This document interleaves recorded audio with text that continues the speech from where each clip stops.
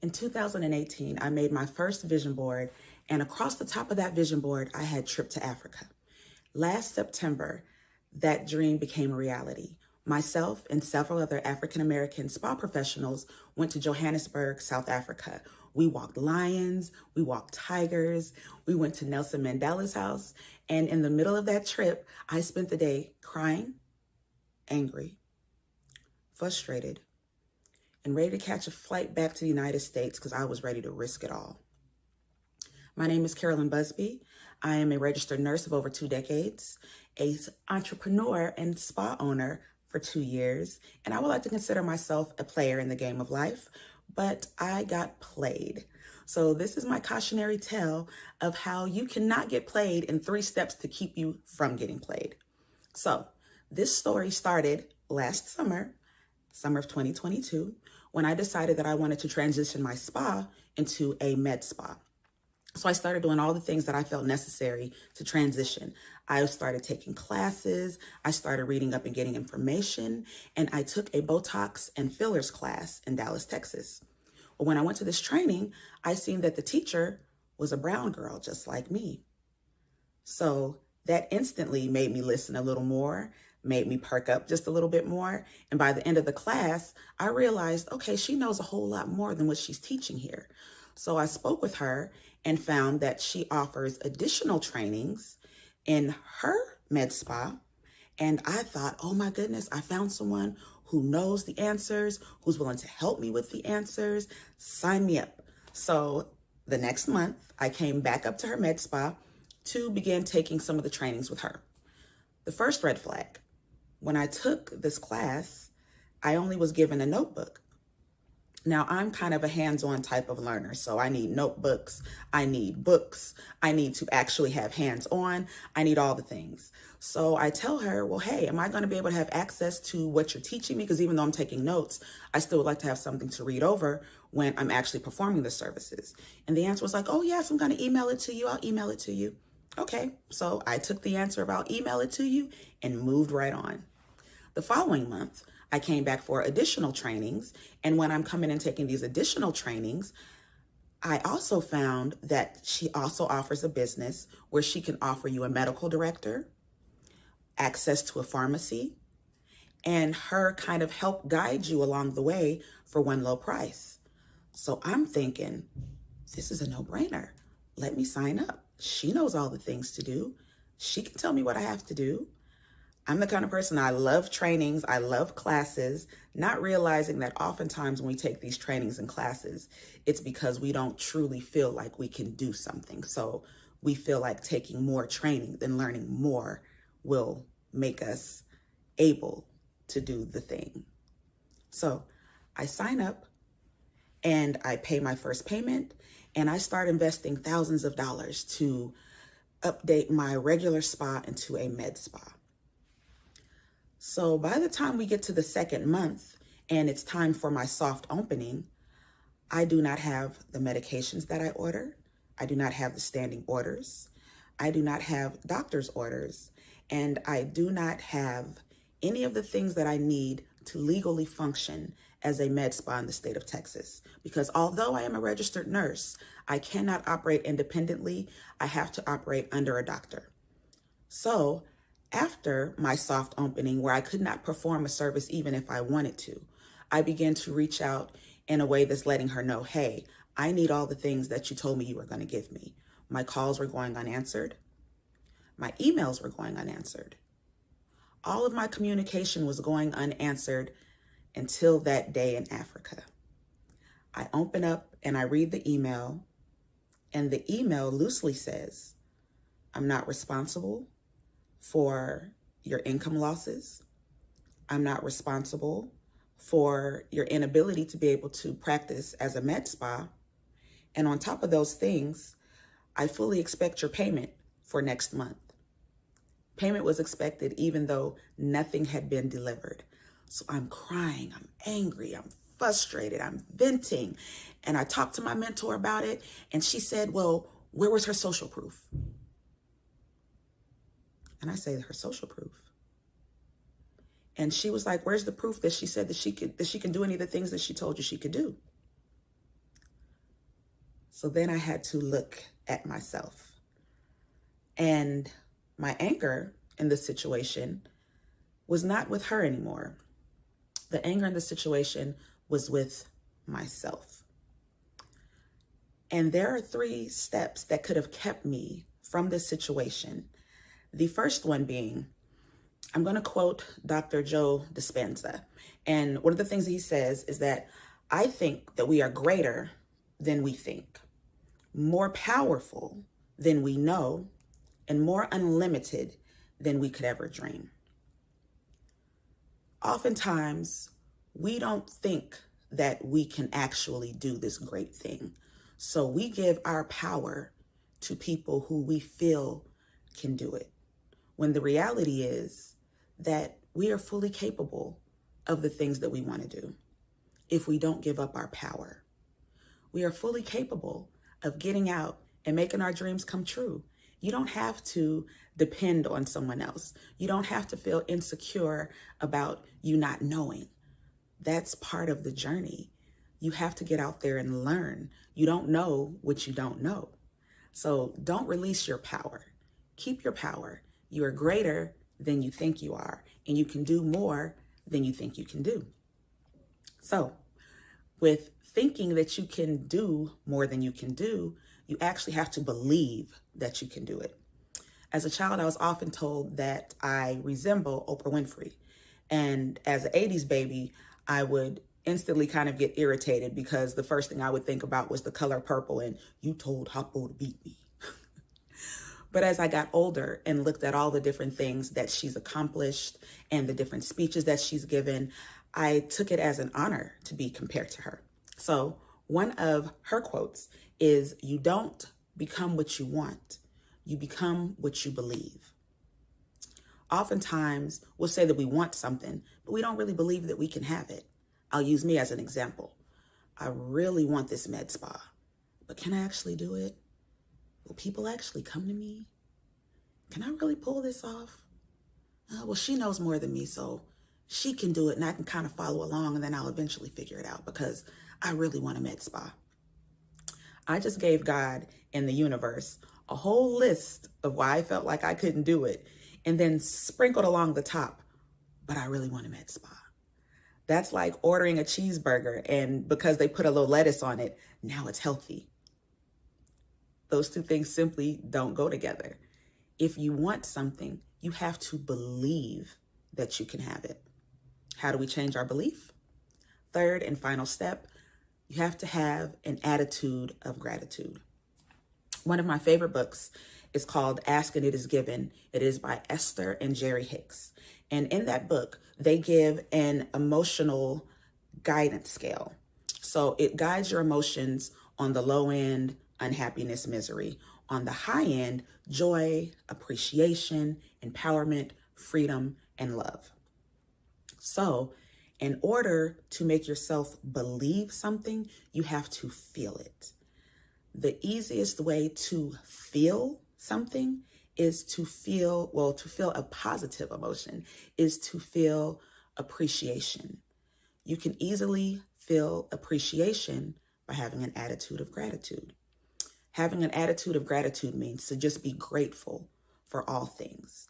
Reason being, when you have a low vibrational emotion like unhappiness or anger, you can only vibrate on that frequency. But when you have a high vibration like joy, appreciation, empowerment, freedom, or love, you can attract those high things.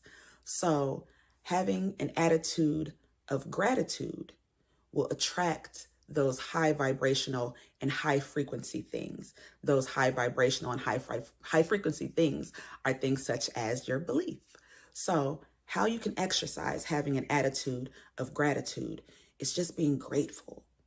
I'm grateful that I'm able to create a med spa. I'm grateful that I learned the lesson of not depending on someone else and that I can depend on myself.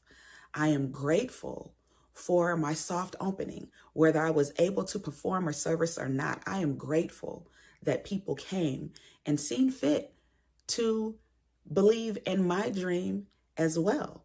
Having an attitude of gratitude will allow you to believe that you can do the things that you want to do.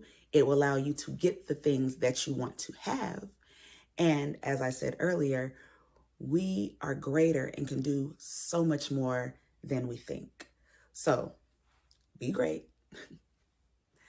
believe in yourself, and have an attitude of gratitude. I was grateful for the opportunity to speak with you today. Again, my name is Carolyn Busby, and if you're ever in the state of Texas,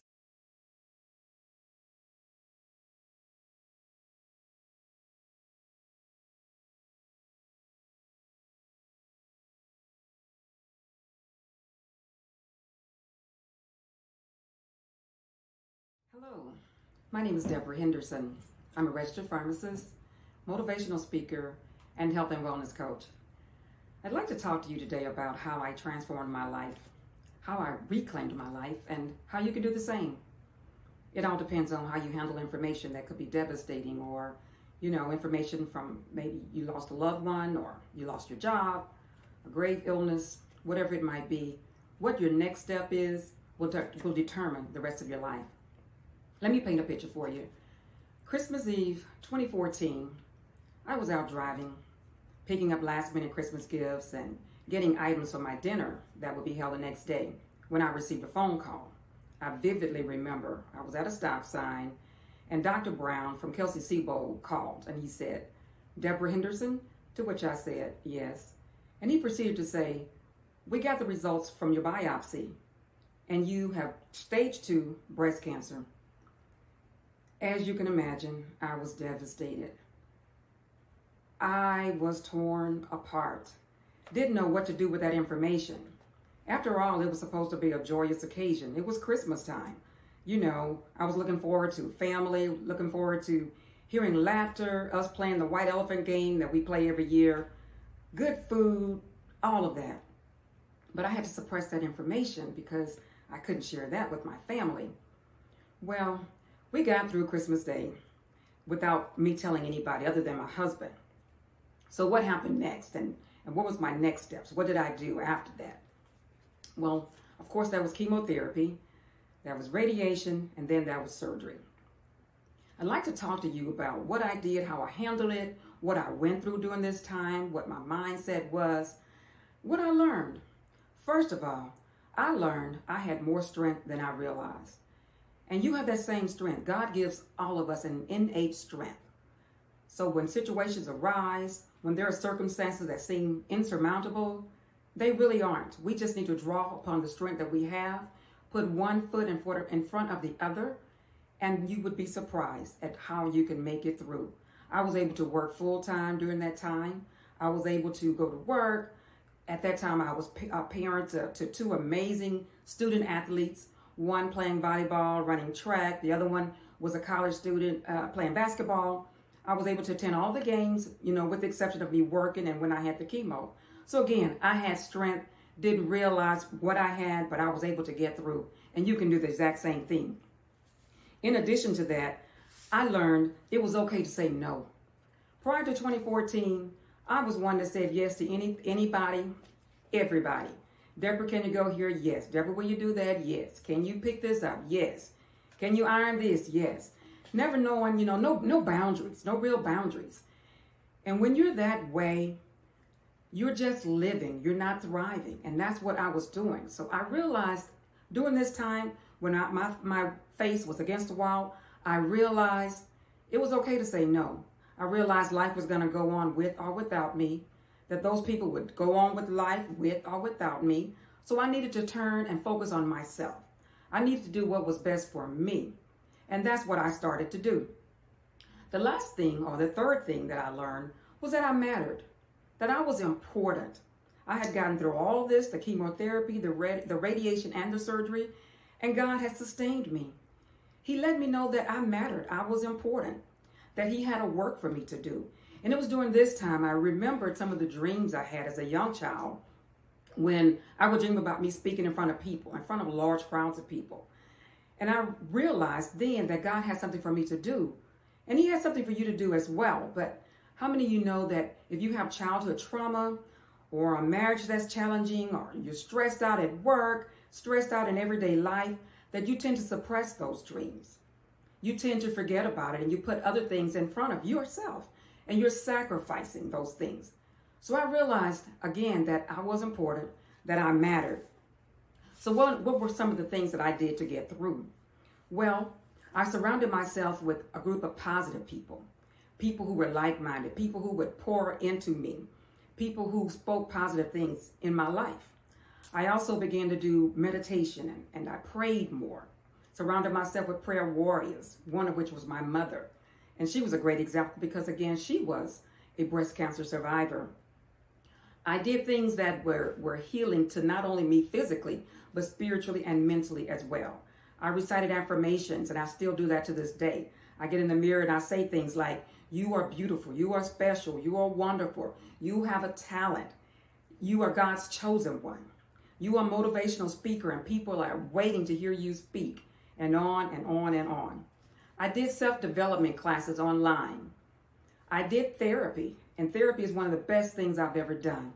So don't ever hesitate to do that because it's important for your soul. It's important that you feed yourself with what's positive and what's good for you and what will help you in the end.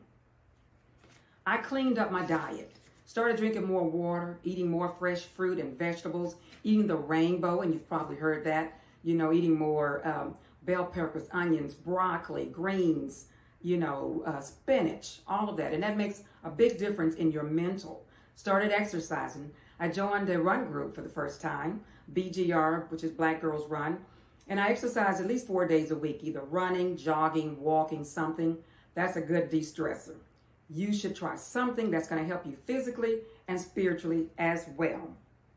And to this day, I continue to feed my spirit. I continue to do things that will continue to help me along the way. So one of the things I did recently was I quit my job. I retired January 4th this year, 2023, from my job as a corporate pharmacist, as a retail pharmacist.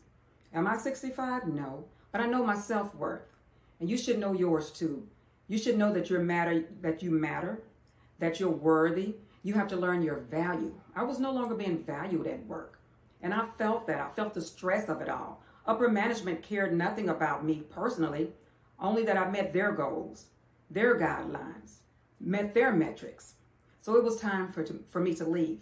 And I realized also that God had been nudging me all along, even doing this prior to the diagnosis. He had been telling me, it's time for you to do my work. It's time for me to do what I have given you to do. It's time for you to live out your purpose. So I can say proudly today that yes, I'm living out my purpose as a motivational speaker. I'm living out my purpose now, helping other women who have been diagnosed with breast cancer, hypertension, diabetes, helping them along the course of knowing what to do and how to go about.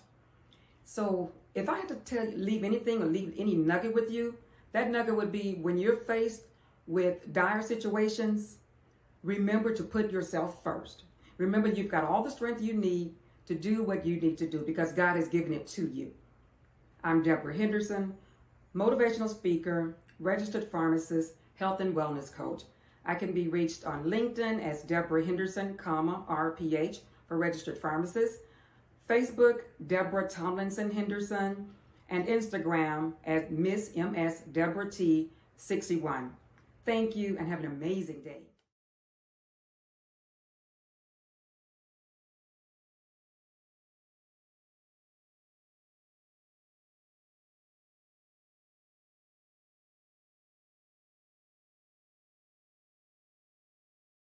I'm Marci, Bryant, CEO and founder of Sync Digital Agency, and I'm here to welcome you to the Women's History Month Speaker Series hosted by the Black Speakers Network.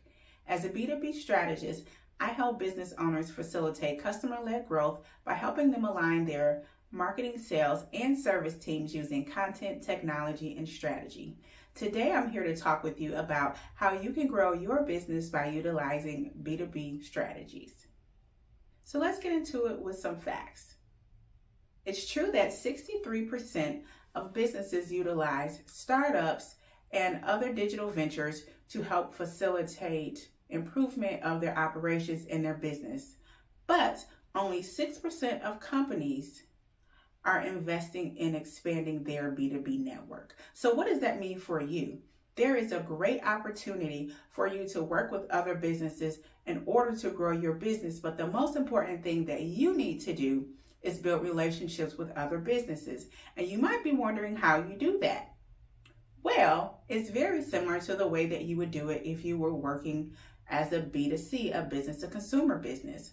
Although it's B2B, your businesses are created by a whole lot of individuals who still make buying decisions like consumers.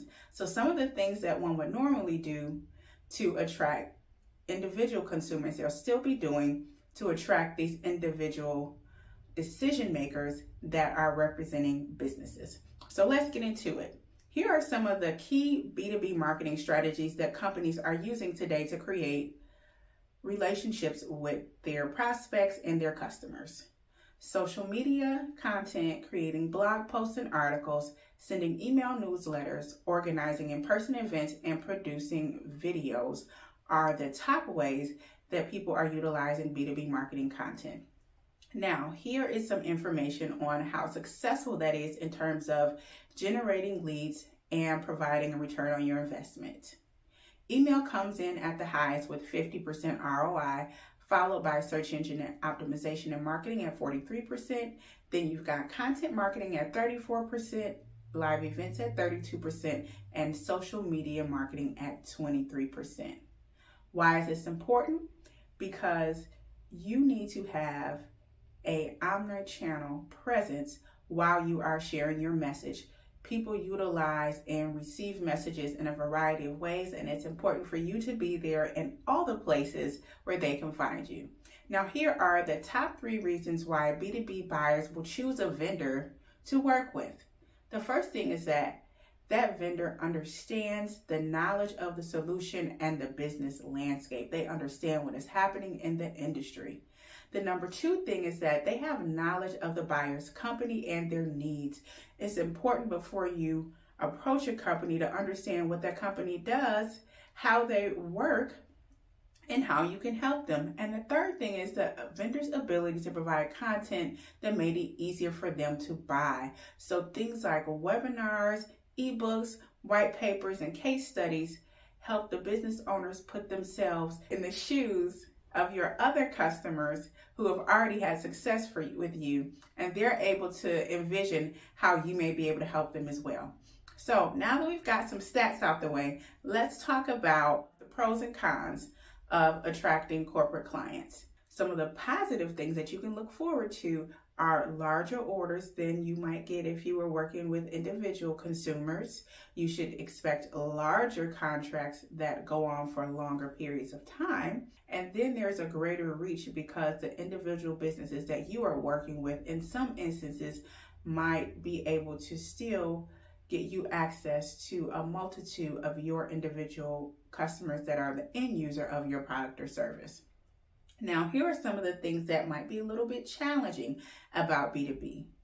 The pay schedule is not always immediate. Sometimes you might have a net 30 minimum. So that means they have a minimum of 30 days to pay you after the service has been rendered. Because businesses happen to be more complex than individual consumers, you can also expect a longer sales cycle depending on how complex the solution that you provide for your customers is. It could be anywhere from 30 days all the way to 18 months in order to complete that sales cycle. And the last challenge that you may encounter is that because there are multiple stakeholders, it may be difficult for you to get a direct feedback from them when it's time to get a yay or nay, or it just might take longer than you would anticipate if you only had one person to deal with. So now that you understand some of the benefits and challenges of using a business-to-business strategy, let's talk about the types of B2B selling that you can do. So the first type is direct. With direct selling, that means the product or service that you provide is going to benefit the business that you sell to directly. They are going to be the users of your product or service. A reseller means that you will be providing products for them, whether they're purchasing it in advance, wholesale, in bulk, or it's on consignment in some way. And then the third option is affiliate. And what that means is They are only responsible for bringing the traffic to you. And that is tracked through links and website cookies, anywhere from 7 days, usually up to 90 days. And once the customer gets to your website, if they make that purchase, the cookies track it, and the customer is able to get a percentage of that sale for bringing that customer to you. So those are the 3 different types of selling that you can do for your B2B strategy. Now that you know what type of B2B strategy you can have for selling and what the benefits and challenges are, let's talk about how to find your B2B customer. I like to talk about cold and hot. So we're going to talk about ice and steam. So when you are trying to find your ideal corporate entity, you are thinking about things like, where's the company located? How many employees do they have? Are they publicly traded or privately held? How many years have they been in business? How much revenue are they earning every year? What is their industry? What is their sub-industry? What is their niche? Are you able to find any information about how they serve their customers? What type of reviews are they getting?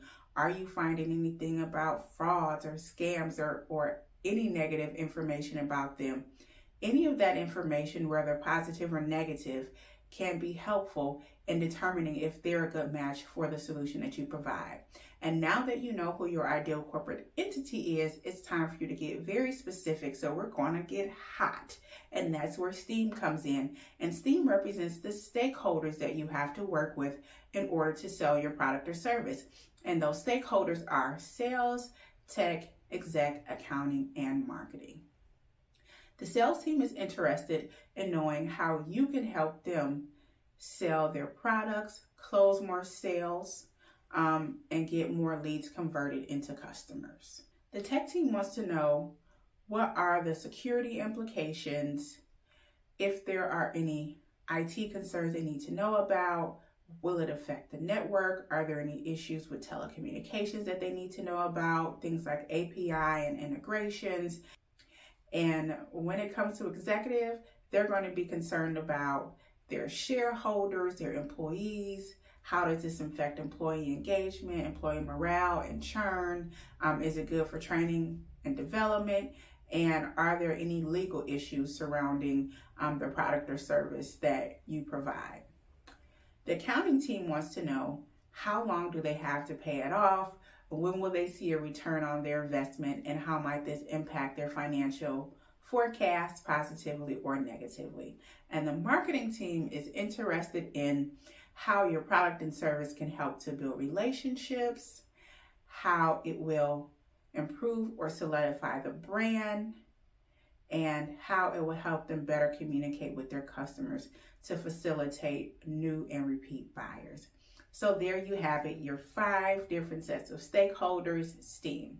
So in this video, just to recap, we've talked about some facts on why it's important to develop a B2B strategy, what the pros and cons are of working with B2B customers, the types of B2B selling that you can have, and how to identify your ideal corporate entity. For more information on how I can help you with your B2B strategy, be sure to follow me at Marci Bryant MBA, that's MarciBryant MBA, on Instagram, Twitter, and LinkedIn. You can also visit my website, marcibryantmba.com, and join the waitlist for my I Am B2B Marketing Challenge, where I will teach you more about how to identify, attract, and monetize your ideal corporate client. And this challenge is absolutely free. I'm Marci Bryant, CEO and founder of Sync Digital Agency, and I thank you for taking the time to watch this keynote today. Happy Women's History Month. Bye.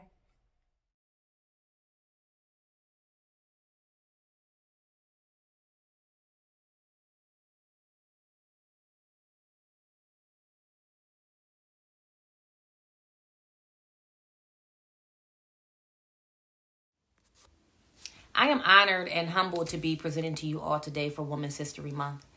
You know, as women, we play a vital role in society. So today, we honor and celebrate you. So hi, I'm Markeeta Stokes, speaker, author, coach, entrepreneur, and today I'm speaking directly to my women. You know, women in history has shown us that we are all women in history. And in order for us to be the best version of ourselves so that we can thrive both personally and professionally, we must seek solitude. So I want to take a couple minutes just to show you how in just a few minutes of your day, you'll be able to unplug from this world of craziness, reset your mind and direction, and recharge your body. And I can never say this enough because as women, we give so much to others. Now it's time to replenish. So you ready? Let's talk solitude. Now, solitude is a state of being alone or away from society, not to be confused with loneliness. See, solitude is a choice. It's intentional. Did you know that in solitude, you'll actually be able to increase your memory, your concentration, and your productivity? Actually, solitude can actually help you improve your relationships. And once you actually achieve solitude, you'll know. You'll be more kind, less stressed, a lot more joyful. And now I'm talking about authentic solitude where you're actually isolated away from other people's minds, thoughts, opinions, and influences. And so this doesn't mean sitting quietly in the bathroom by yourself, scrolling through social media, right, in the dark. Because on social media, or anything with a screen for that matter, there's nothing but other people's thoughts, opinions, and influences. And to give you an example of this, in 2011, I was going through a divorce with my first husband. And at that time, I had 5 young boys, all under the age of 10. I had a promising career with the police department, and I had just got my master's degree. This was all before I turned 30. So to me, I had distractions, but I was getting the job done. What I didn't realize is that actually I became a master of multitasking. And since I can remember, I've actually let other people's thoughts and perceptions program me to believe that by doing several things simultaneously at the same time would yield you the best results. And ladies, I am here to tell you that that will never be the case when it comes to multitasking. In fact, multitasking for too long is actually the recipe for burnout, guaranteed. So, how do you achieve solitude? Well, first and foremost, you have to unplug yourself from the world. That's your right? So you have to set some boundaries with family, friends, co-workers, even your children, because unplugging requires you to turn off your notifications and put your phone down, right? You have to tell the kids and the spouse, you need about 15 minutes of alone time. And then find somewhere quiet and start having conversations with yourself. It's okay to not know the answer. It's okay to be alone. And it's definitely okay to press pause. And trust me, after your 15 minutes, I promise you, the spouse will still be there. So will the kids, TV, social media, or anything that's fighting for your attention with the screen, for that matter. So unplug. Until you unplug, you won't really understand how truly amazing and powerful you are. Because it's in solitude that you really get a better understanding of what's going on with you. It's in solitude that you can really tap into your creativity. And it's in solitude that you can build mental strength and really eliminate some of this anxiety and depression that's been plaguing a lot of our communities. So, now that we know how to unplug by being more intentional about our time, right? And setting some healthy boundaries with our family and friends, co-workers, even our children. So now that we've unplugged, it's time to reset. And hitting the reset on your mind is not as simple as long pressing the power button on the side of your cell phone for 3 seconds. See, resetting your mind actually requires consistency, discipline, and effort. And no matter where you go or what you do, results require action. See, just to give you another example, I remember in late 2018, I was so burnt out, I became mentally ill. At this particular time, I had 7 small children, and I suffered from major depression. I could barely get out of bed to care for myself. I was extremely stressed from overworking, bad relationships, and overextending myself. And at this time, my second husband had just pled guilty to murder and was sentenced to 40 to 80 years. And you want to talk about needing a reset? I had no idea where to go, who to talk to. And so my actions were generating results that I did not want out of life because I didn't know how to reset. So how did I do it? Well, first and foremost, after spending countless hours talking to God, I started to journal. And I wrote down how I felt and things I wanted to do to change it. And then once journaling became a habit, then I started to do some naturistic stuff like going for a walk or spending a few hours at the park just for the scenery, the fresh air, the space. And that's when I really started to notice a shift within me. And so while using that momentum, I actually started to meditate. And that's when the real transformation kicked in. But I'm going to let you in on a little secret. I didn't know how to meditate when I first started. But that's the good thing about meditation. You actually don't have to know. It's like riding a bike, right? It's probably not going to click the first time you do it. But if you keep at it, you're most definitely going to get it. So if you actually start sitting down quietly, uninterrupted with your thoughts, your mind will actually show you the direction to go. See, for me, I was so consumed with my current circumstances that I actually was neglecting to put effort into my future circumstances. So I never gave my mind a chance to speak. Instead, I continued to bombard it with negative self-talk, other people's thoughts, opinions, and perceptions. But once I was able to reset, the last thing for me to do was recharge. I felt literally transformed. But to recharge is what's required to get yourself back on track and focused. And recharging actually is probably the most important step in this whole process, because when you recharge, you give yourself permission to live the life that you want to live. However, it does require these 5 things, right? It requires will, effort, consistency, discipline, and structure. So real quickly, I just want to touch on these, right? So number 1, your will. Your will is what it is that you want to do, your determination. Not what your parents said or what everybody thinks you're good at. It's what you want to do, right? That's your will. Number 2 is your effort. Now we know what we want to do. We have to actually implement it and start doing it. You can't let it sit in your mind all day. So that's your effort. Next is your consistency. Consistency, this actually sets the expectation that you have for yourself.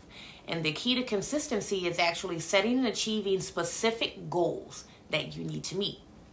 Number 4, discipline.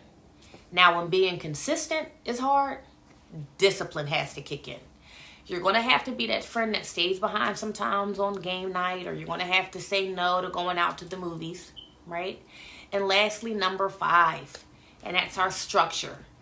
And everything revolves around structure. This is probably the most biggest part that I want you to remember out the whole thing.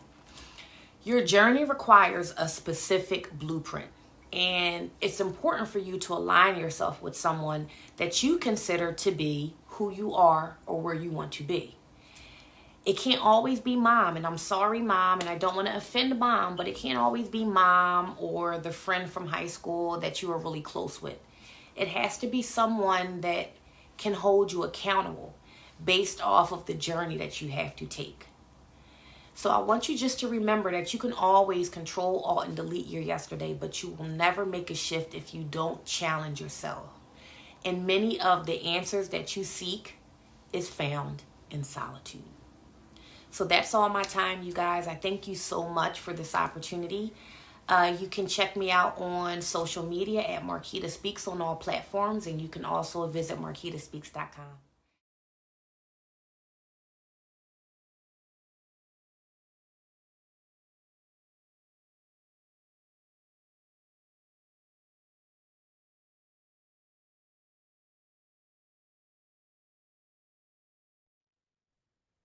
Hello, welcome, and good day.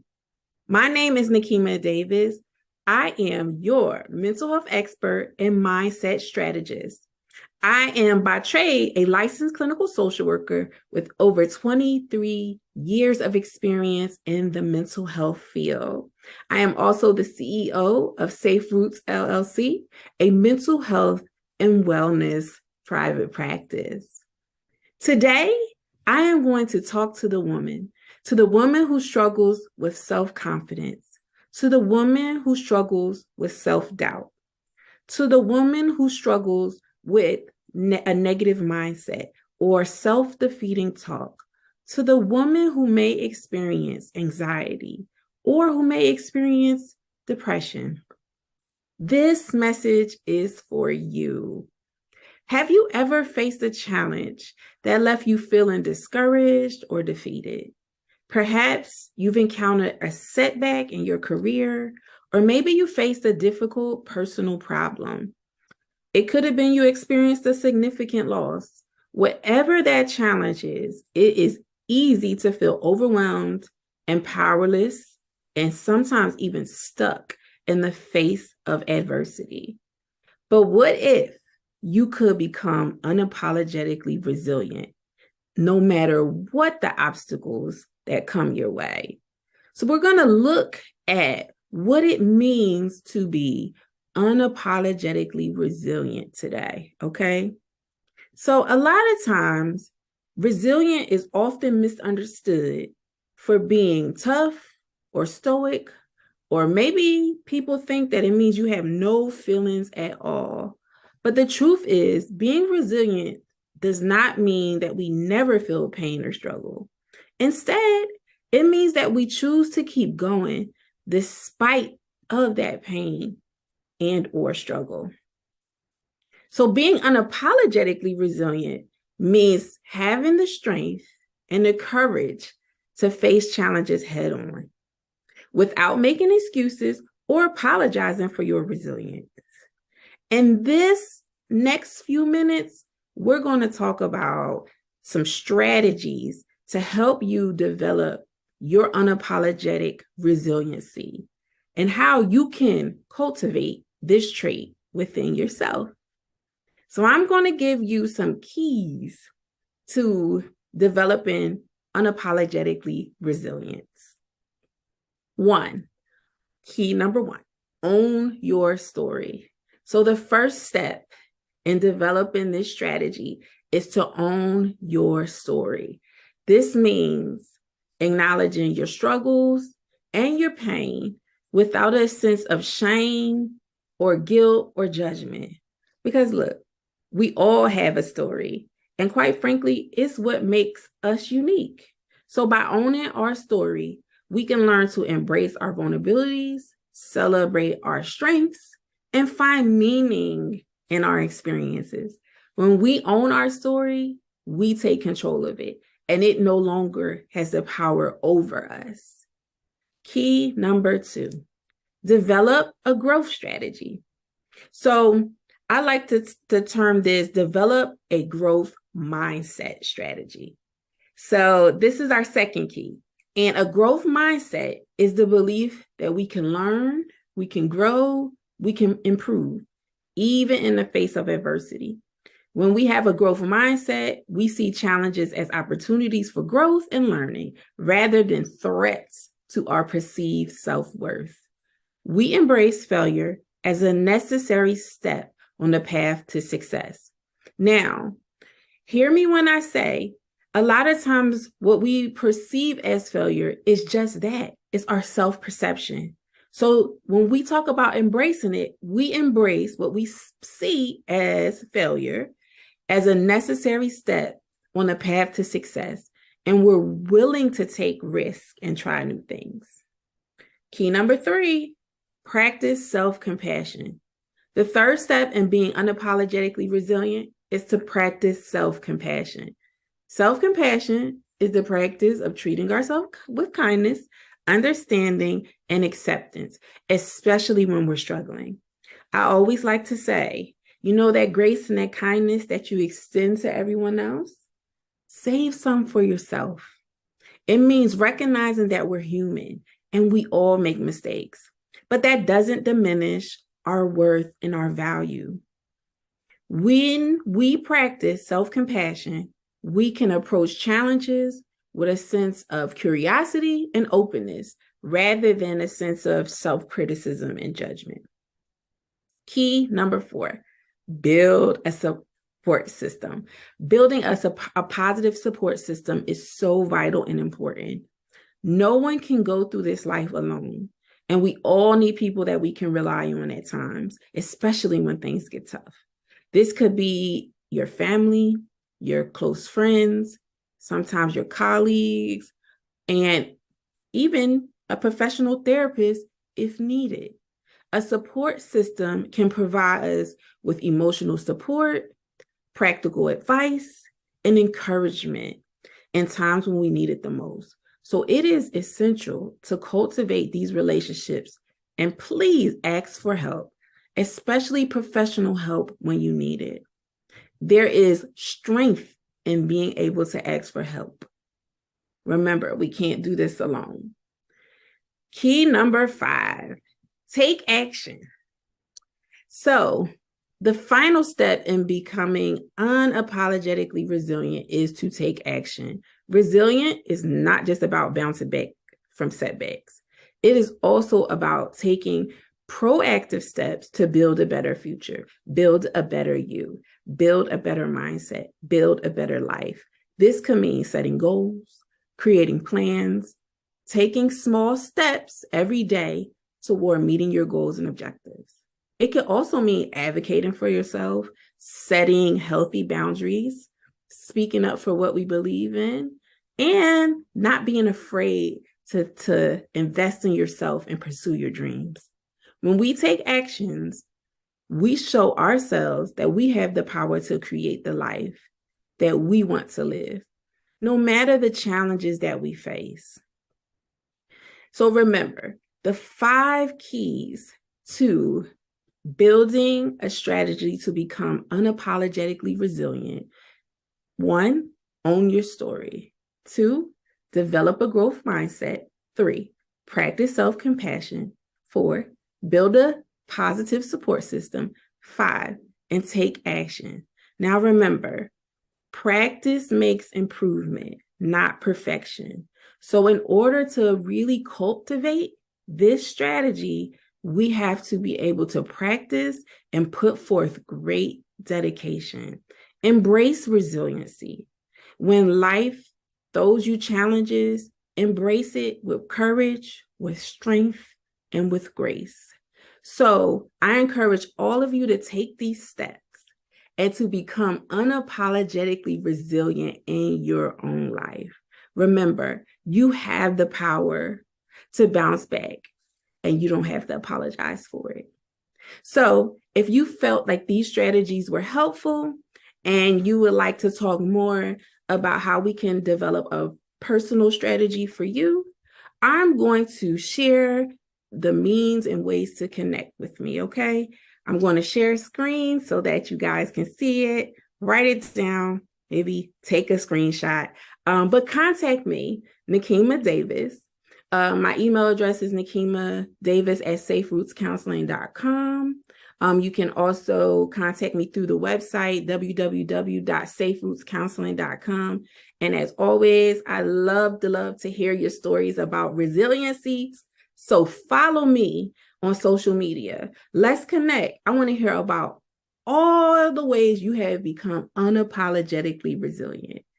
Thank you for your time, and I hope this was encouraging and helpful to you. Thank you. Have a great day, and God bless.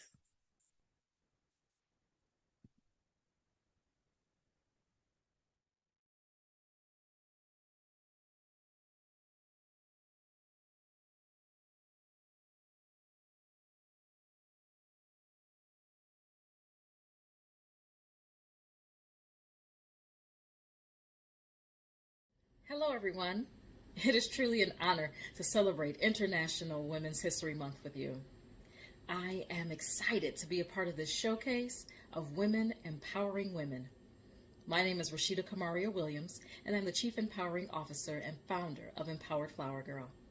Empowered Flower Girl is a social enterprise that is on a mission to transform the way young people relate to one another and themselves. Our ultimate goal is to help them live above life's drama so they can make a powerful difference in the world. We also work with women and other youth advocates to make a positive impact, specifically in the lives of girls and young women. Today, you are joining me for finding fulfillment in your 9 to 5. I know that there are many of you out there who are working jobs that you love, but you aspire higher. And I'm sure there are some of you who are ready to leave your jobs like yesterday. So no matter where you are, I'm here to tell you, you can make a difference. Now, I know in the digital age, we may have seen social media posts and traditional media segments where people are just encouraged to just walk away. You know, Beyonce has a song out where she just tells everyone to release your job. But for many of us, that is not an option. But I'm here to tell you that you can find fulfillment where you are. Today, I'm going to discuss how you can turn your passion into purpose while also pursuing your profession. And you can do it simultaneously. There are many of you who aspire to take a leap of faith and walk away from your 9 to 5. Whether you work at an office, at a plant, or for local government or even a school district. You may dream of exploring the world of entrepreneurship, but I know that takes some time. That takes planning, but you can build a foundation even while you're in your job. So today my goal is to give you some simple steps in building a foundation to eventually, if that's what you desire, pursue your passion full time. But let me tell you something. There's a way that you can pursue your passion and purpose with integrity while working your day job. In fact, I spent 6 years in academia working for my alma mater. In this particular role, I was a marketing and communications professional. In fact, my title was information officer, or what some people will call a publicist. But I was able to utilize the resources and tools that the university offered, okay? I was able to build a community. And believe me, there is power in community. This community gave me access to opportunities to help me grow my passion into purpose. When you're working a job that allows you time to be able to pursue your passion, it is truly a blessing. I had coworkers who were supportive. I had a supervisor who was always encouraging me, but I acknowledge that not everyone has this. But some of us do, and I want to make sure that you're taking full advantage of it. Many corporations out there, as well as institutions like I worked for, allow you to spend a few hours a month volunteering or giving back. Take advantage of that. Some will even support their employees' own personal charities. A lot of these jobs have special departments for community engagement. They want employees, in fact, to get involved in their communities. Why? Well, because it affects their bottom line. It's good for business, and it's good for them, as well as their employees, to be seen as a responsible corporate citizen. Again, I worked for 6 years in the marketing and communications department of a university, right in the heart of Detroit. And it was an honor to be able to connect and network with presidents and deans of other institutions of higher education. I was able to gain access to medical schools and law schools that received grants. And they also were associated with business incubators. So there were so many different resources around me that I utilized them to build my own Good Vibe Tribe. You might want to write that down. I built a Good Vibe Tribe of people who were pursuing their passion outside of their profession. Heck, even the president of the university pursued his passion. I met academic advisors, professors, and other employees who had their own nonprofits, as well as business ventures. And they did this while they worked their jobs, okay? They found fulfillment in those jobs. And while they loved what they did, they also loved the difference that they were able to make outside of the workplace.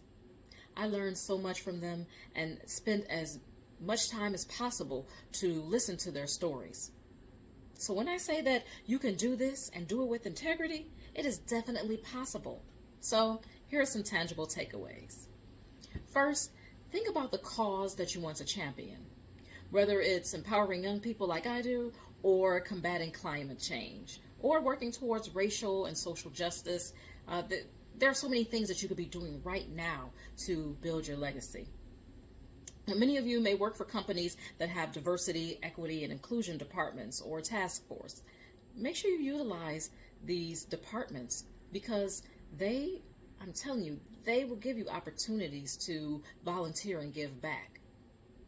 Utilize the resources that they offer and consider volunteering to lead programs, in particular those areas that you feel passionate about.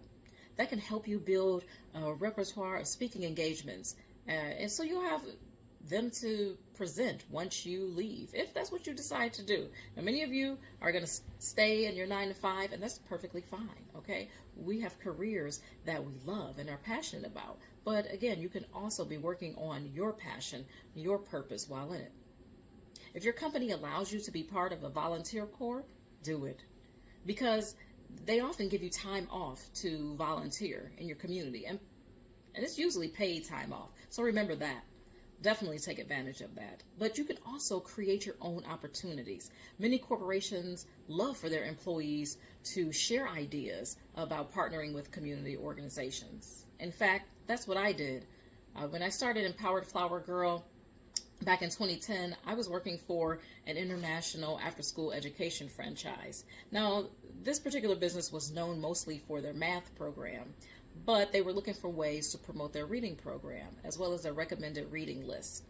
They ultimately wanted to give back to the communities in which their tutoring centers were located. So I suggested that they partner with local libraries and nonprofits during National Book Month, which is in November, to bring awareness to the books on this recommended reading list. So the various tutoring centers across the United States and Canada, what they did was they collected books from their families as well as representatives from other local businesses. So they got all of these folks to bring in books to the centers. Okay, so that was driving traffic to their centers. And they also partnered with local libraries and other community organizations that were accepting books to be recipients. So because of my work in this community engagement effort, I was recognized later that year by my company and presented with the first Impact Award. So that's just one example of how you can work in integrity and work toward your personal mission simultaneously. While at that same job, I use vacation time to volunteer and attend networking events. So the strategy that I used was I actually took off Fridays and Mondays, which gave me a 4-day weekend to attend these conferences. And that's where I built my connections. I built a strong network, and you can too. So this Women's History Month, think of how you can start building the foundation for your legacy. Whether you're working a 9 to 5 or 5 to 9. For me, the key was having a supportive network, or that good vibe tribe I mentioned, to help me make it happen. Empowered Flower Girl wants to be part of your good vibe tribe, especially those of you who desire to make a difference in the lives of girls and young women. They are facing challenges from cyberbullying to societal pressure. In fact, the CDC reported earlier this year that girls and LGBTQ plus youth were more likely to suffer violence and emotional stress. Our babies are experiencing sadness, depression, and overall feelings of hopelessness, more so than in previous years. They need us. They need empowered women and even allied men who care. So, before you go, I invite you to connect with Empowered Flower Girl on Instagram, Facebook, as well as LinkedIn. You can find us at Empowered Flower Girl. And I also encourage you to visit our website, empoweredflowergirl.com, to learn about our various programs, like our current Celebrating Sisterhood partner program and Girl World Peace Academy. This is in honor of National Women's History Month. And these programs are for those of you who desire to build an authentic connection to youth and help them realize their personal power. So thank you very much for your time and have a wonderful Women's History Month.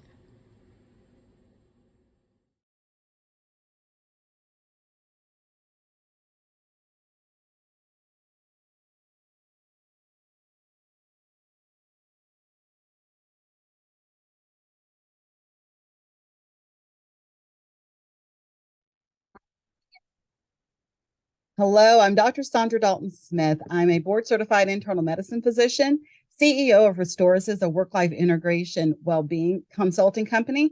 as well as the host of I Choose My Best Life podcast and radio. And for the past 10 years, I've been focusing my attention on research around rest and restoration. And so I want to spend a couple of minutes with you, helping you redefine how you look at rest, as well as what does it mean to get self-care in the current days and stages and all that's going on as it relates to burnout prevention, work-life integration, and being the best version of yourself.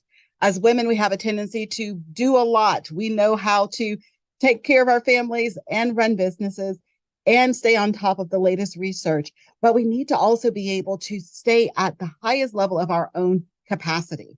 And so there's been a lot of talk in the past few years about self-care. And a big focus of that has been specifically on stress management. Well, I want to tell you, I do not believe in stress management. It is not possible to manage stress in the same way that you would manage, let's say, your financial accounts, or even how you would manage your health and how you eat and all the things you can take and take away and move around. We can't manage stress in those same ways. You don't sometimes get an option of the changes and the challenges that come into your life. So rather than stress management, my attention and my research has focused around how do we recover from stress? That is really what rest is about. Rest is not simply about cessation activities. It's not just stopping. It's not laying on the couch all weekend, looking at Netflix at the latest shows. It is not even those vacations or sabbaticals. Those can be a part of it. But true rest is something that can be integrated within your life on a daily, weekly, monthly, and yearly basis in patterns of recovery and restoration. Because it's during that time of recovery, when you're doing those restorative activities, that is actually when you are helping yourself build resilience. That's when you're getting that inner strength. That's when you're growing. And that's how we counter stress. Those changes and challenges, they will keep coming. But how will you respond to it? That is what rest is about. And so my research has focused around specifically types of rest that are used to help us recover and restore. These are the 7 areas that have come up. And those include the physical, mental, spiritual, emotional, social, sensory, and creative types of rest. Specifically, these are types of ways that you can exhibit self-care to yourself so you can be a well-rested woman, one who's not always feeling drained and exhausted, one whose mind is clear, one whose body is strong, one who has emotions that is okay with addressing her emotions without them taking over her life. And so we're going to quickly go through each of these types of rest just to give you a little bit of an idea of ways that you can exhibit more self-care to yourself through restorative practices. The first, I want us to quickly take a look at physical rest. Now, physical rest, you think about sleeping and napping, and that is a form of passive physical rest. But what about the active components of physical rest? Those things that you do to just improve how your body feels, leisure walks, stretches, yoga, massages, using a foam roller. All of these are form of physical rest, including how your body uses that workstation you're at, the ergonomics of it, how the chair, the computer screens, how your hand hits the keys. All of those should be taken into consideration, because making sure that your body's comfortable in the place that you work and stays loose and limber and flexible improves how it recovers. Next, we're going to take a look at 2 different types of rest, mental and sensory. Now, mental rest deficits, when you don't get enough mental rest, you may exhibit things like you're exhausted. You lay down to go to sleep at night, but you can't get your brain to shut up. Or you walk into a room and you're like, why am I in here? And you don't have dementia. You had the test. You're not at that age for dementia, but you start finding yourself being forgetful and you're having a hard time concentrating. And then you can't turn your brain off when you need to. Those are signs of a mental rest deficit. And we get more mental rest by clearing out that mental space. That can look like doing something as simple as a brain dump right before going to bed, jotting down all those things that are roaming around in your head so you're not ruminating on them all night long. Another thing to keep in mind, many people get mental rest when they're doing physical activities. So you may find that, you go jogging and you're thinking, why do I feel so restored after a jog that has left my body drained? Well, if you're someone who works at a desk most of the day, chances are you're not getting a lot of physical exhaustion, but you might be doing a job that's very mentally taxing. And so your physical body isn't what needs the rest. It's your brain that needs the rest. So you take yourself outside, and while you're jogging, you're focusing your attention specifically on your breathing and your cadence. And during that time, what ends up happening is you're getting mental rest in the process of physically using your body. You see, these rest deficits are not interconnected. You can be using your body, working it in one way while experiencing rest in a different way. That's why it's important to differentiate these different types of rest. When we think about sensory rest, we have to take into account our phones, because our cell phones are a big part of the sensory overload that we're experiencing. A simple way of improving that is just turning the notifications off of the social media apps and the weather apps. I didn't say take them off your device. You choose when you want to go into them. Just don't allow them to push you stress at will. The next two types of rest are spiritual and creative. Spiritual rest, for the sake of time, I'm not going to spend a lot of time on because it's different for each person, but each of us wants to feel as if we belong, as if our life has meaning and purpose. So evaluate what areas, what either faith-based communities or other communities or volunteerism or organizations that help you to experience that. When you take a look at this picture, if you start feeling that inner calm, you're experiencing creative rest. Creative rest is the rest we experience when we allow ourselves to appreciate beauty in whatever forms, whether that's natural beauty like the ocean, the mountains, and the trees, or man-made beauty like art and music and theater. Evaluate the importance of restoring that part of yourself so that you stay inspired, that awe and childlike wonder stays active within you, so you have the ability to create out of having that part of yourself motivated and restored. The last two types of rest we're going to take a look at are emotional and social. Emotional rest specifically evaluates your ability to be authentic in sharing how you're feeling. Many of us spend a lot of energy in emotional labor. This is an example of that. If you've ever been in an airplane and you've seen a flight attendant dealing with someone who, quite frankly, is just a jerk, and they keep a smile on their face and they keep doing their job and they keep moving forward as if nothing ever happened. But you know they're thinking, I don't like this person. I wish I could really say what I'm feeling. That's emotional work.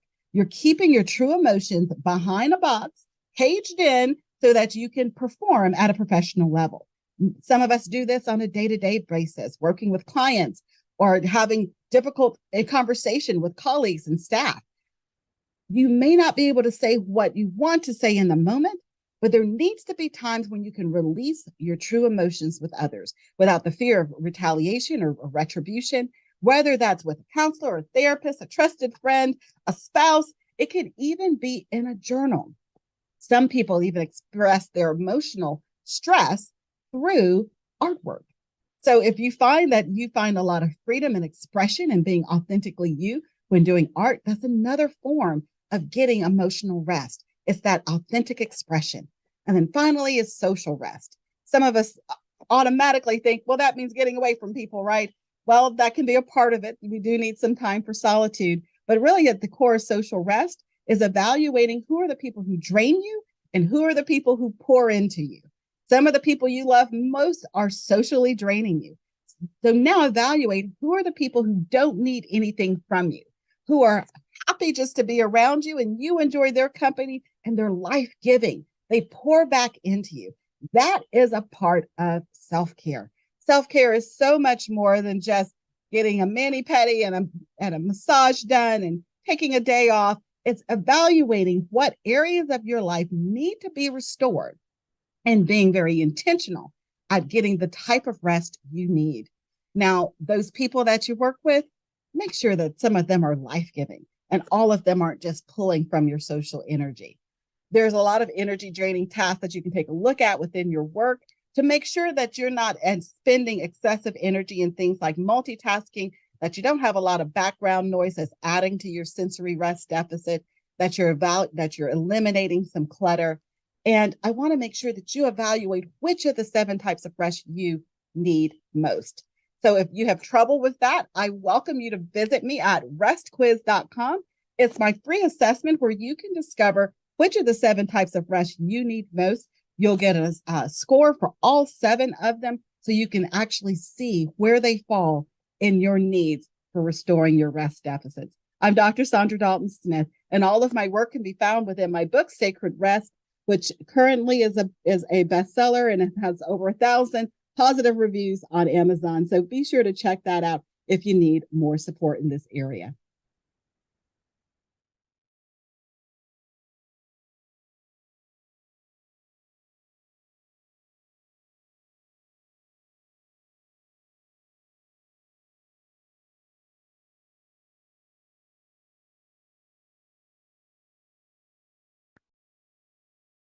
My mindset versus my mental health. We can have a strong mindset, but if our mental health is not strong, we will never reach our full potential. So how do we ensure our mindset and mental health are in line? I want to go over 4 different categories of how we can get our mindset and our mental health aligned so that we can understand that we are going in the right direction in anything that we do. The first one I want to talk about is our values. What do we really live our life by? I want you to take time to write down your top 10 values. So think about this. Examples of values are, words like integrity, collaboration, diversity, helping others, personal development, having wisdom. Whatever you believe your top 10 values are, write them down. Understand as you're writing those top 10 values down, I want you to narrow them down to your top 5. With number 5 being the one that you are non-negotiable about. You don't want to take anything for granted. You want to say, this is my number 1 value, and I believe in this value. So as you're writing down your top 5 values, I want you to define those values as the definition of what you believe that value is to you. I don't want the textbook definition. I don't want you to, Google a definition. I want that definition to come from you, your heart, your soul. What do you believe that definition is? And then I want you to understand and say, why is this value important to me? This value is important to me because this allows you to understand why you chose that value and why it means so much to you, because that lets you align yourself with your mental health and your mindset and making sure that you do everything in your life that aligns with your values. So after you do that, now this is where it gets good. I want you to take those 5 values that you did, and I want you to really ask yourself, be honest with yourself to say, am I living by this value every day? Not sometimes, not often, yes or no, okay? If you can't answer just plain yes, then it's a no. But then I want you to understand, if it's a no, why are you not living by your values? And is that situation that you're not living by your values affecting your mental health and your mindset about the things that you're doing? Because 9 times out of 10, when things occur, it's because you're not living by your values. So that is number 1. So now I want to go into number 2. Number 2 is self-love, self-esteem, and self-confidence. So here, I want you to write a letter to your past, present, and future. I love doing this just to see your growth so that you can understand that what you're doing and where you're going is in the right avenue. And it helps you understand that, I've been working on myself. My mindset is there. My mental health isn't aligned. So when you think about writing a letter to your past, that's a reflection of you. Write a letter to your young self. Where were you? What were you doing? What were you feeling? What are some emotions you were under? But then I want you to write a letter to your present self. I am the actualization. Who are you now? Then the last part is, I'm destined. Where are you going? Who do you see yourself being? Having that manifestation and visualization. That is how you increase your mindset. That's how you understand that your mental health is in an okay spot. So understand that as you're writing the letter to your past, present, and future, I want you to acknowledge yourself and your feelings in all stages of your life. Because guess what? Our feelings are real. Many times people don't acknowledge their feelings. So acknowledge your feelings, and acknowledge your feelings. Whether those feelings are positive or negative, acknowledge those feelings, but challenge your negative thoughts, because positivity is everything. Then I want you, as you're doing that past, present, and future, affirm yourself. Affirmations, do those daily. Affirm the positivity in your life. What you put in that atmosphere grows. So put positivity. But then as you I'm destined, the future, manifestation and visualization. See yourself, become yourself. Where do you see yourself in the future? And using manifestation and visualization helps you understand your mental health and your mindset. So the third one, so we talked about values. We talked about writing a letter to your past, present, and future. Now we're going to talk about self-care. This is essential for your mental health and your mindset.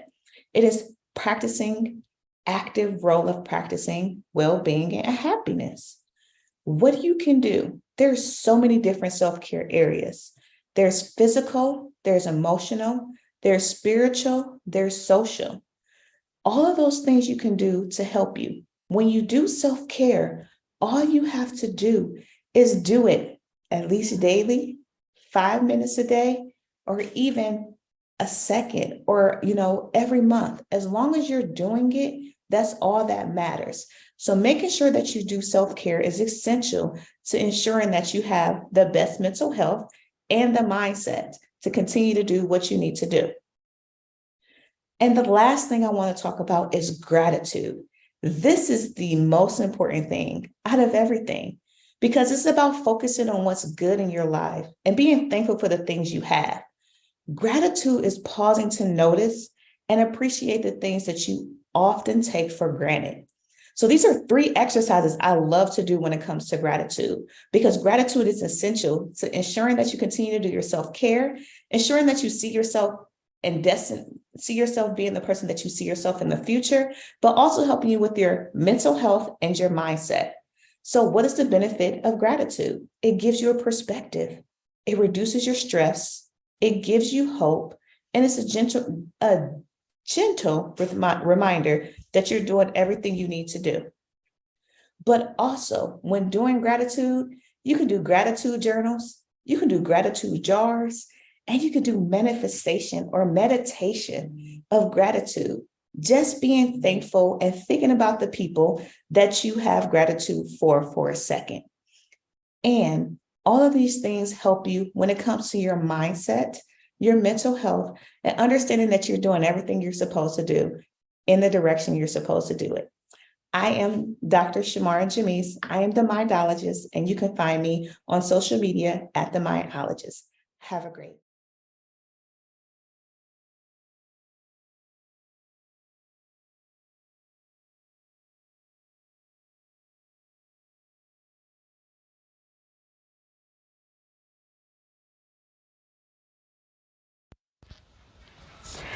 Hello, my name is Shara Halliburton. I'm an international best-selling author, speaker, and the CEO of Quashara Detroit Publishing.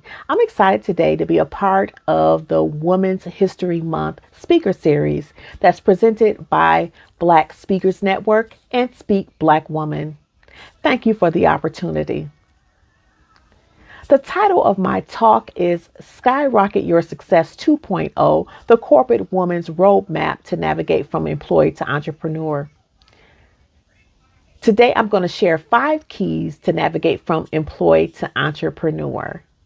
The first key is to assess where you are and determine where you want to be. When I say assess where you are, I want to encourage you to get an ink pen and piece of paper and write down where you are right now in your corporate journey. And if you are meant to be an entrepreneur, put on a piece of paper, I am meant to be an entrepreneur. And I want you to write down the top 5 skills that you can monetize in your business. I want you to also tap on the shoulders of your family, friends, and your colleagues. Ask them, where do they feel you specialize in? What fields, what niche do you specialize in? I want to see if we're aligned with what I think I do best and what other people think I do best to see if they are one. Okay, so I want you to take what you believe are your expertise, your top skill sets, and take what other people believe is your top skill sets and put them on a piece of paper and review them to see if there's a common theme. If there's a common theme, then you are headed in the right direction because people believe what you believe. And if people see your expertise, what you believe you are expert in, and other people see you as an expert in that thing, then you are on the right path. What those goals and dreams that you have, if they align with what your expertise is and what other people believe your expertise is, then your job is very easy. You will be able to zone in on your zone of genius. So the second step is to identify your zone of genius. And you can do it by doing the exercise that you just did. Knowing where your skill set is, knowing what other people believe your expertise is, and just combining those and coming up with something that you can monetize in the marketplace. So that's number 2. Number 3 is to remove obstacles. When you declare something that you want to do, it's going to automatically be obstacles. What are those things that are stopping you from accomplishing your goals? Why have you put your goals on the back burner? I want you to write the top 5 reasons why. Was it fear? Was it financial? Was it not knowing the steps? Whatever those goals, whatever those obstacles were, I want you to put it in writing on the left-hand side. On the right-hand side, I want you to do some pre-work and put what the solution is to that obstacle. How can you accomplish that obstacle? What do you need to do to get over that hurdle? Put that on the right side of the paper. The next thing I want you to do is you have to build a champion mindset. In order to achieve your goals, you have to get over those hurdles. And getting over those hurdles is going to make you more resilient and strong. And building a champion mindset, an easy way to do that is to list some of the accomplishments that you've had over the last 5 to 10 years. What are some of the things that people praise you for? What are some of the things that you've accomplished? Have you won any awards? Were you highlighted in a newspaper? Were you highlighted in a magazine? What were some of those things that you achieved in the last 5 to 10 years that you feel accomplished for? It makes you feel good. Put those down on paper. And whenever you feel that way, you can always look at those things that you've accomplished and it's going to build you up. One thing I did was, if you can see behind me, I created a board through mixed tiles. Some of the things that I've accomplished, some of the magazine covers that I've had, some of the books that I've published. I don't know if you can see it, but that's what I did. And sometimes when I'm feeling bad, I look back and say, oh, I did that. Okay. All right. And I feel good because I start seeing some of the positive things that I've done and accomplished. So, looking at some of your accomplishments will help build you up. And that's going to help you to build resiliency and a champion mindset. And whenever you come up with those negative thoughts, like the imposter syndrome tries to rear its negative, ugly head, you can always think of ways to get over those negative things by thinking about the things that you've accomplished. Thinking about the things that you have for your future. You have to automatically retrain your brain to think positively when you come up with these negative thoughts that come to your head. You have to automatically think of positive thoughts. And it's a tug of war in your mind, but you have to get over those hurdles. Again, build resiliency so that you can accomplish the goal of entrepreneurship or anything else that you want to do in life. So the next step is to establish your business and to build your business, build a recession-proof business, establishing your business. And in establishing your business, I want you to take some time and think about the name of your business. I want you to research that name to make sure no one else has that name, because you don't want to start building your business on a name and someone else has a similar name to it. So you want to get in touch with an intellectual property attorney so they can help you select a name that is not already in use. Okay. And by doing this will save you time in the future. The next thing I want you to do is to also get advice on establishing what entity you should have for your business. Should it be an LLC? Should it be a sole proprietorship? Should it be a corporation? Your attorney can help you decide which is best for your business and the future of your business when you let them know what you plan to do with your business. So establish your business. And once you establish your business, go to irs.gov and get an EIN number. And that EIN number is like the social security number for your business. Once you get your EIN number, you can open a bank account, and opening that bank account will help you to establish yourself as a business, and you can separate your funds. Do not commingle your funds, because when you file taxes, it's going to get too confusing. So make sure that you have a separate account for your personal account and a separate account for your business. Also, you must establish how you're going to receive money for your business. Are you going to use a payment system, PayPal? Are you going to have Stripe or Square? How are you going to receive payment on behalf of your customers? How are you going to receive payment? And make sure you have accounting systems in place. Make sure you have a communication system. How are you going to communicate with your customers? Are you going to have an email system? How are you going to communicate with your customers? Make sure that you have a system to take care of your projects. How are you going to plan your work that you have to do when you're creating, new things for your business? Make sure you have a system in place to plan for the future. So make sure you have all the systems in place, and make sure that you partner with an accountant, an insurance agent, an attorney. Make sure that you have someone for, help you with marketing, public relations. There are certain key people that you have to collaborate with in order to take your business to the next level. And the last thing is to activate, maintain, and sustain your enterprise. So once you put your business into place, you establish your business. Once you get success, how are you going to maintain your success? You have to keep moving forward. How are you going to make your business stand out against your competition? What are you going to do to make sure that your business shines and that you're making money consistently? What systems are you going to put in place so that your business is a well-oiled machine? So make sure that you put those things into place so that you can maintain your business. And a very important thing to do is to get a coach, someone that is excelling in the thing that you want to do in your business. That will help speed up your learning curve. Okay, because they'll be able to share lessons that they've had throughout their process, and that you don't even have to go experience those lessons, because you want to make sure that you get someone that has already done what you're doing in excellence. That's going to help you speed up the learning curve. It's going to get you far in your business. And then, how are you going to build a legacy? How are you going to maintain your business for generations to come? What things are you going to put in place so that you can prepare your business for future generations? When you're ready to retire, who is going to take over your business? Make sure you set up a succession plan, and make sure that you have financial experts help you plan for the future of your business. So again, let's review the things that we went over. First, assess and determine where you want to be. The second thing is to discover your zone of genius. The third thing is to remove obstacles and build a champion mindset. The fourth thing is to build your business, establish your business, and build your business. And then the fifth thing is to activate, maintain, and sustain your enterprise. This is Quashara with Quashara Detroit Publishing. Please follow me on social media at QD Publishing on Instagram, Facebook, and on Twitter.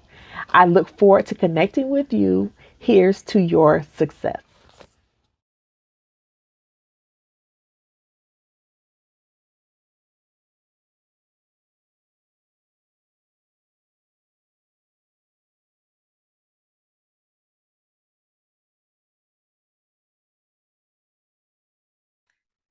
Purpose, passion, and perseverance of women in education.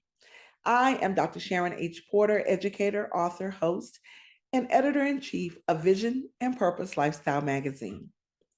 Since the enactment of Title IX in 1972, federal law has guaranteed the right to education that is free from gender discrimination in educational settings. It protects against discrimination based on gender.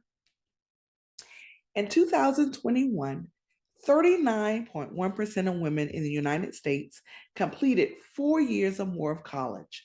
And for the 13th straight year, women earned the majority of doctoral and master's degrees.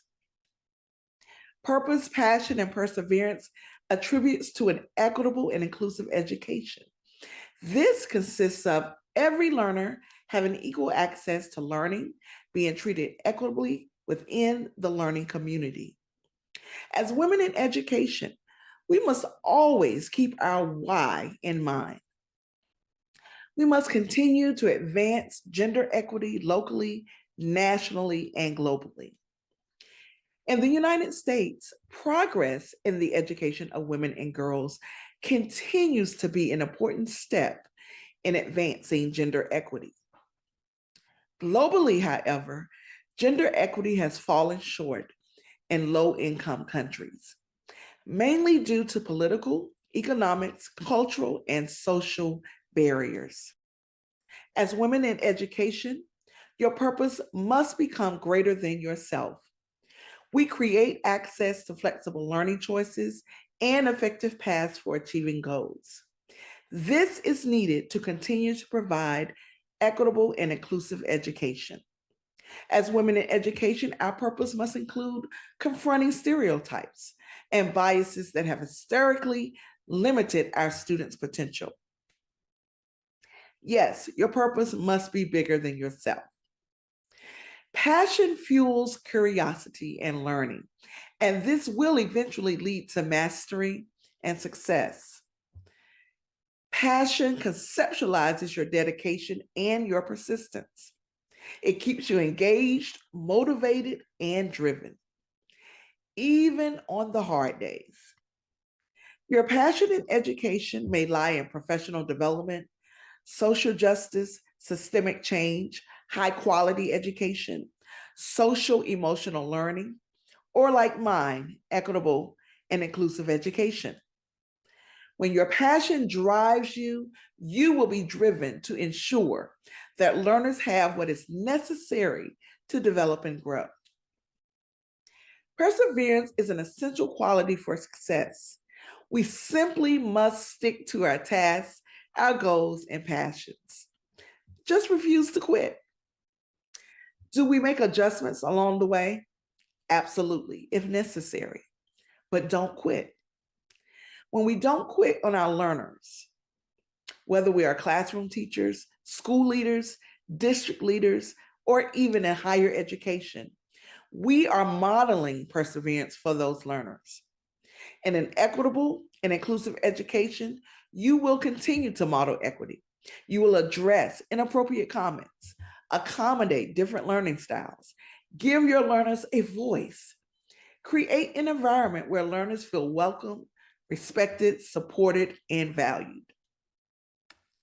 I educate for the Malala Yousafzais of the world. She exemplifies perseverance for me. Malala is a Pakistani female education activist. At the age of 14, she was taken by a Taliban gunman in an assassination attempt against her educating girls activism. She was shot in the head and remained unconscious and in critical condition. She later improved, and the attempt on her life sparked international support. She is the youngest person to receive a Nobel Peace Prize, awarded when she was only 17.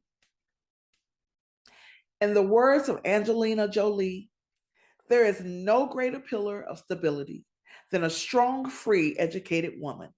And I will add, with purpose, passion, and perseverance. I am Dr. Sharon H. Porter, educator, author, host, and editor-in-chief of Vision and Purpose Lifestyle Magazine. Please connect with me on LinkedIn at Sharon Hargrove Porter or on my link tree at Sharon H. Porter.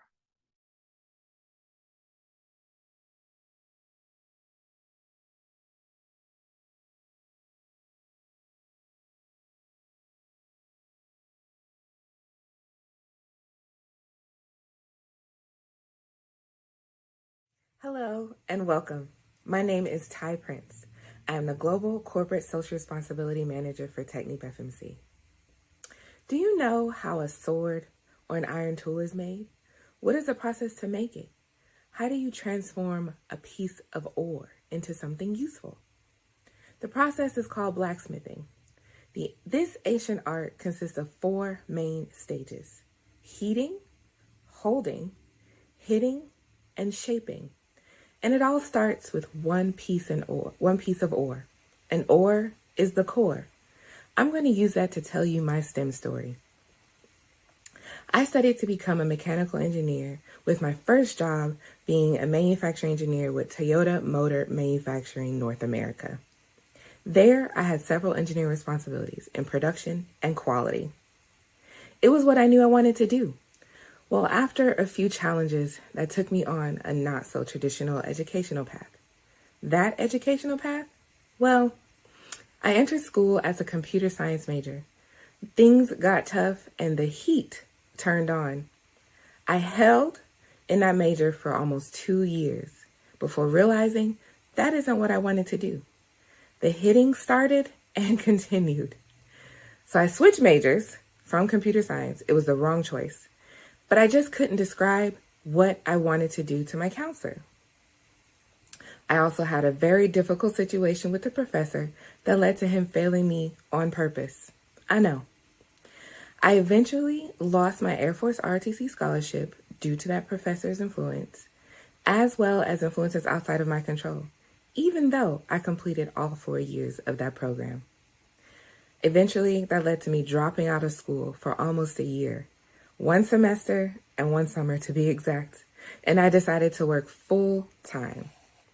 But through all of that, I knew I wanted to help people and solve problems and be hands-on. Those challenges shaped me. I applied to a new school, got an internship, I graduated, and received my first job. My ore has taken shape, and I'm becoming who I'm meant to be, a resilient engineer. The lesson: not all educational paths are traditional. Take the time to find your passion. Be smart. Choose what is right for you. There is no right one way. There's only your way. As long as you're meeting your goals, it's the only way. Now for my career path. Finally, I'm working as an engineer. I'm ready to solve problems and help make great vehicles. I also got involved at Toyota in extracurricular activities. I participated in volunteer work for the community. I joined and eventually became the chair of the African American Collaborative Business Resource Group at Toyota. I was with Toyota for 6 years. When the heat turned up again, I loved what I did and knew I was going to retire with Toyota. But let me tell you, that saying is true. People don't leave companies, they leave people. And in my case, a peer turned manager. I put myself in the room, or in the Toyota world, the Obeya, where it happens, where decisions are made. I held steady and remained strong through a year of hitting roadblocks with my manager, because I knew Toyota was where I wanted to work, and I had no plans to change my career. I credit that to an excellent internship and mentors, but it was not sustainable. So what do I do next?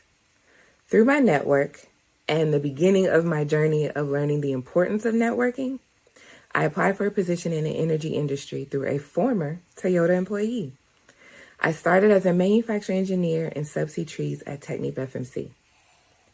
Now, almost 9 years later, I have had several roles at TechnipFMC, both traditional career types and non-traditional career.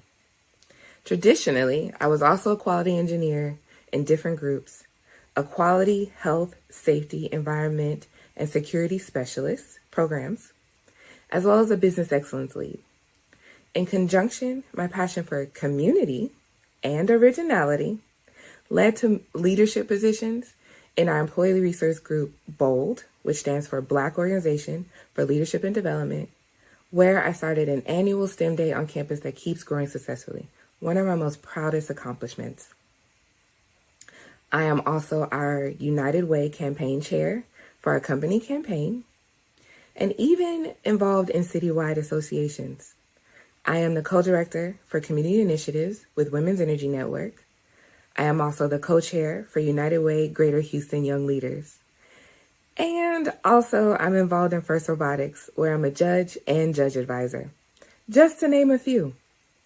I put myself in positions to make decisions, to change lives positively, being in the room where it happens.